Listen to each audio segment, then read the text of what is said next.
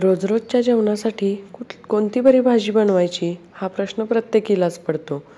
तर आज मी तुमच्यासाठी घेऊन आले आहे बटाटा आणि बीन्सची सुंदर आणि चविष्ट अशी सुकी भाजी. चला तर मग व्हिडिओला सुरुवात करूया. पण त्यापूर्वी जर तुम्ही माझ्या चॅनलवर नवीन असाल तर प्लीज माझा चॅनल सबस्क्राईब करा.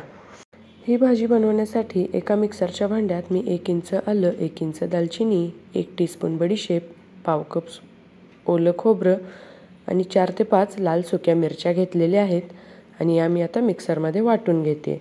अशा प्रकारे बारीक अशी ह्याची पेस्ट होईल. पाणी मी अजिबात वापरलेलं नाही आहे. आता एका कढईमध्ये 2 ते 3 चमचे तेल घ्यायचं आहे. 3 बटाटे साल काढून मी बारीक अशा प्रकारे फोडी करून घेतल्यात आणि आता हे बटाटे आपण तेलावर फ्राय करून घ्यायचे आहेत.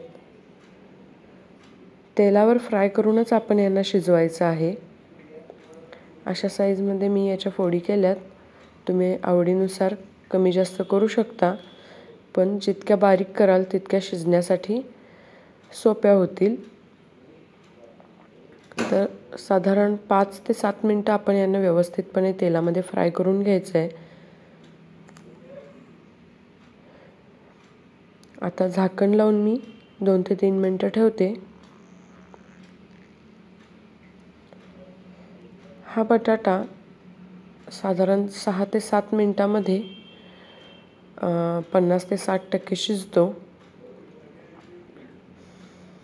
आता पुन्हा एकदा मी याला झाकण काढून व्यवस्थितपणे फ्राय करते.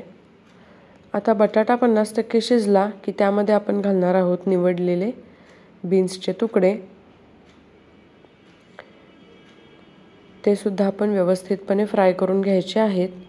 बीन्स शिजायला जास्त वेळ लागत नाही, त्यामुळे मी बटाटा थोडासा शिजल्यानंतर बीन्स घालते. तुम्ही हवं तर एकाच वेळी घालू शकता. आणि हे आपण व्यवस्थित मिक्स करून घ्यायचं आहे. वरचेवर परतत राहायचं आहे.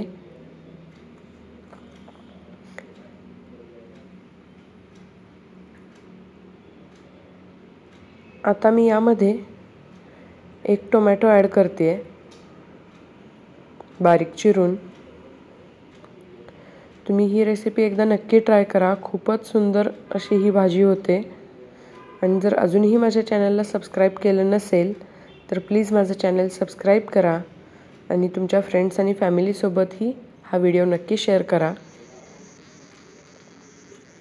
1 बारीक चिरलेला टोमॅटो मी यामध्ये घालते आणि आता आपण हे पुन्हा एकदा मिक्स करून घेऊया.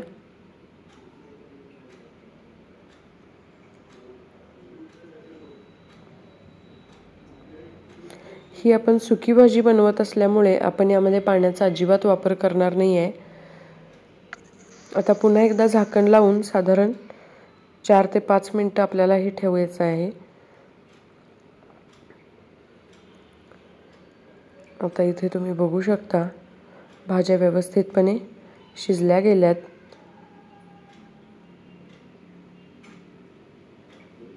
आता आपण यामध्ये बाकीचे मसाले टाकूया.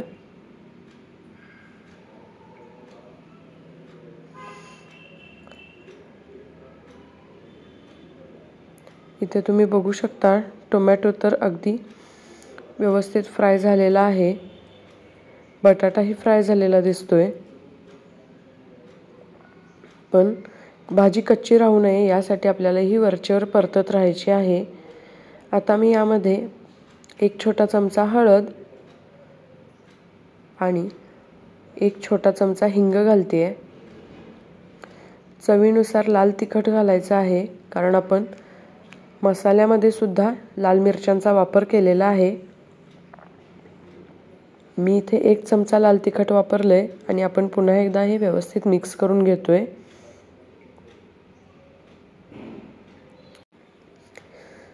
व्यवस्थित मसाले मिक्स झाल्यानंतर आता आपण यामध्ये तयार केलेला आपला हा सुका मसाला घालायचा आहे आणि आपण हे एकदा व्यवस्थितपणे मिक्स करून घ्यायचं आहे. खरोखर तुम्ही ही भाजी एकदा नक्की बनवून बघा. खूपच सुंदर आणि चविष्ट होते. आपण यामध्ये बाहेरचा कोणताही मसाला वापरलेला नाही आहे.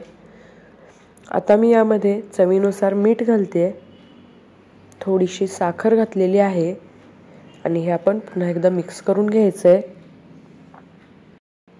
आता शेवटी वरून बारीक चिरलेली कोथिंबीर घातली की भाजी खाण्यासाठी तयार. आता पुन्हा झाकण लावून याची एक वाफ जाऊ द्यायची आणि मग गॅस बंद करायचा. ही भाजी आता तयार आहे. तर मैत्रिणींनो, ही रेसिपी तुम्हाला कशी वाटली हे मला नक्की कमेंट करून कळवा. सोबतच जर अजूनही माझं चॅनल सबस्क्राईब केलं नसेल तर प्लीज माझं चॅनल सबस्क्राईब करा. तुमच्या फ्रेंड्स आणि फॅमिलीसोबत नक्की शेअर करा. आणि व्हिडिओ जर आवडला असेल तर लाईक बटनवर क्लिक करा. पुन्हा भेटू नवीन व्हिडिओमध्ये. तोपर्यंत बाय.